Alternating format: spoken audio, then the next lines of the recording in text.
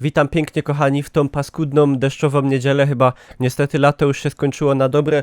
Ja już jak widzicie koszula w choinki. Generalnie skłaniam się ku zimie. Pamiętacie? Miałem taką serię, to dużo powiedziane, bo tylko 2 odcinki udało mi się na YouTubie umieścić. Było to zatytułowane Poczytaj mi Niklaus i tam czytałem, o ile dobrze pamiętam, bajki Tuwima i Brzechwy przełożone na język śląski przez pana Szołtyska. Ja wam gdzieś tutaj to w rogu czytam, gdzieś to wam tu zalinkuję. Wracam do was z książką, którą pamiętałem gdzieś z lat dziecinnych, ale która potem gdzieś mi zaginęła i odnalazłem ją. Czyli moi drodzy, Srebrne Miasto, czyli Legendy i podania bytomskie. Książka, która została wydana z roku 2000, także ta książka ma już 20 lat, także jestem przekonany, że jest starsza albo w takim wieku jak niektórzy, którzy ten mój kanał i te moje internetowe przygody śledzą. Ja ją dostałem dużo lat temu, myślę, że z 17-18 na urodziny i pamiętam, że gdzieś właśnie mały chłopiec z zapałem te legendy i podania bytomskie chłonąłem. I dzisiaj właśnie w ramach takiego powrotu do Poczytaj mi Niklaus przeczytam wam kilka legend. Czekajcie, bo mi zgasła faja.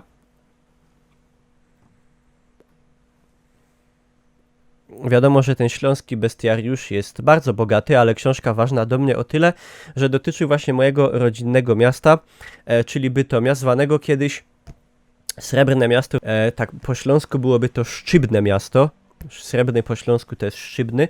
Bytom był kiedyś nazywany jeszcze w czasach średniowiecza Srebrnym Miastem, dlatego że na długo przed tym, kiedy były tutaj pootwierane te wszystkie kopalnie węgla kamiennego i huty, wydobywano tutaj właśnie srebro i są takie legendy, które właśnie między innymi tu są spisane, że Bytom był wtedy tak bogatym miastem, że mieszkańcy Bytomia w swoich własnych piwnicach gdzieś podkopywali to srebro i potem swoim dzieciom odlewali z niego takie kołyski, także no, w każdym razie mam nadzieję, że to srebro gdzieś tutaj jest i się jeszcze kiedyś do niego dokopię. Słuchajcie, przeczytam wam 2 legendy o utopkach. Utopki różnie zwane utopki, utopce, utoplce. Tutaj akurat jako utoplce. Pierwsza jest to legenda pod tytułem Utoplec jako zegarek kieszonkowy.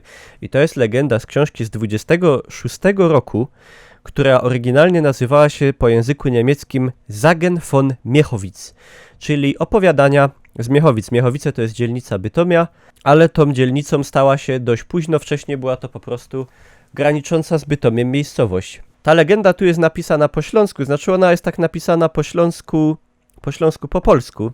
Jeszcze to jest legenda mroczna, także przydałaby się do tego jakaś mroczna oprawa dźwiękowa. O. Uopowiadał Jorguś Kucia, kej bo jeszcze do szkoły w Miechowicach chodził.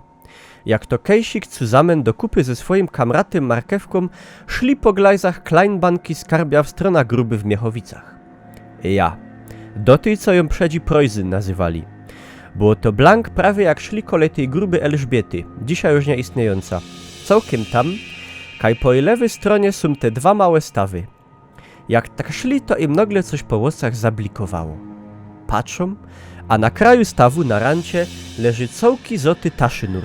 Taki fajny mały zygor, prosto do kabzy westy od kościelnego ancuga. Jorguś chciał go podnieść, ja, ale kaj oni bliżej przyszli i się mu lepiej podziwali, to ich strach trochę chycił, bo jego wajzry się całkiem dziwnie błyskali.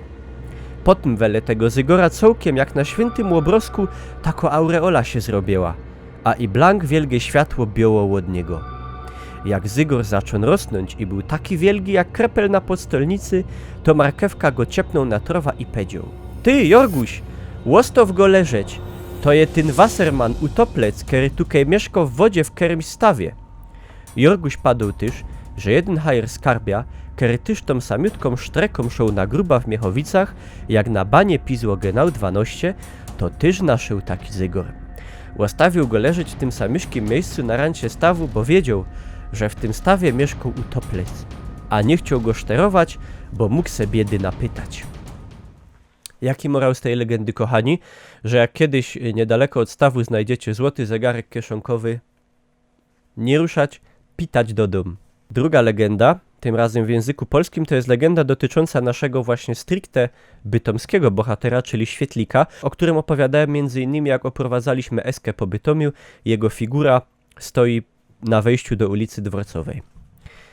Dawno, dawno temu pewna kobieta z Miechowic wracała wraz z córką z wiejskiego wesela, a było to już około 10 godziny wieczorem, kiedy opuściły salę taneczną i udały się w drogę powrotną do domu. Mieszkały one na Drzezgowcu, części Miechowic, zwany tak od nazwiska Drzezga, które nosił kiedyś jeden z gospodarzy, właścicieli tamtejszych gruntów. Było wtedy tak ciemno, że ledwo drogę można było rozpoznać. Nagle dostrzegły wielkiego chłopa, który w czarnym surducie i tegoż koloru cylindrze kroczył przed nimi. W ustach trzymał palące się cygaro, a kobiety z walącym ze strachu w piersiach sercem podążały za tym nikłym, zżarzącym się światełkiem.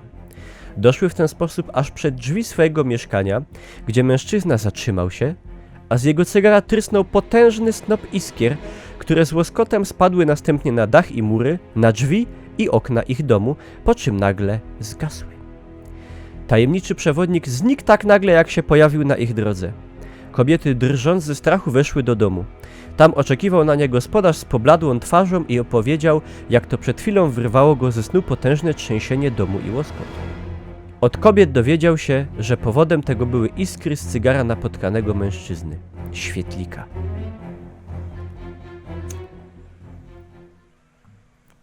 No, na dzisiejsze czasy nie wiem, czy świetlik przyszedłby wam z pomocą w takiej sytuacji. Nauka jest prosta. Nie włóczcie się po nocy po lasach. I mam tu do was jeszcze jedną bardzo przewrotną legendę dotyczącą też utoplca. Utoplca, który miał się utopić. Słuchajcie, było to tak. Utoplec, który się miał utopić. Godą roz takie jeden Karlus w Łagiewnikach, co stał przy kufie w jednym takim unoszynku, jak to się miał roz utoplec w tym stawie niedaleko kole bunkra, tego co go szprągli, utopić. A było to tak. Przyszła jednego roku bardzo gibko wiosna i miejscowe frelki, co im bardzo grało, wybrały się na szpacer. Moc ich było, a kosz gryfniejszą od drugi. Łoboczyły sobie też utoplec, który tam pod wodą mieszkał. A który je tam wtedy przez ten żadny szlom, co ściekł z Hubertusa, dojrzał. Tyż mu zagrało. Wasserman łokerem tagotka chciał się trochę przed frelkami poparadzić, wypłynął na wierch i zacął po wodzie chodzić i się po niej skokać. Ale co to? Zacął kulać i się w wodzie tąkać i nagle już go nie było. Nie wiedział on, że mu we fuzeklach dziura się zrobiła. Chciał gibko tymu zaradzić, ale nie miał jak ty dziury w zoce, przez kero mu się woda wlewała i jak zaficować. Takie gańby nie mógł ścierpieć i się na wierchu już nie pokozał. A od tego poszło, że frelki jak go już nie łobocyły, to pedziały, a za nimi potem inksze karlusy, że się ten łagiewnicki utoplec tąknął na wieki i amen. Co mówi nam ta legenda? Bo z każdej legendy można wyciągnąć morał. Żebyście nie pływali w dziurawych skarpetkach, bo się utopicie. Także najbezpieczniej będzie po prostu jak przed pływaniem jednak będziecie te skarpetki ściągać. I to było tylko kilka legend z tej świetnej książki. Nie wiem, czy można ją jeszcze gdzieś dostać, ale myślę, że dla pasjonatów legend w ogóle całego tego bestiariusza bytomskiego i górnośląskiego serdecznie polecam. A z tej strony to był Starzyk Niklaus, jego wierno Faja. Mam nadzieję, i żeście radzi wysłuchali te legendy o sprawianiu. Dziękuję wam pięknie za uwagę, kero żeście mi poświęcili. Widzimy się chnet w inkszych materiałach a wideach, albo na żywo, bez mała dziennie na Twitchu. Chowcie się, Karlusy i dziążki, Pyrsk.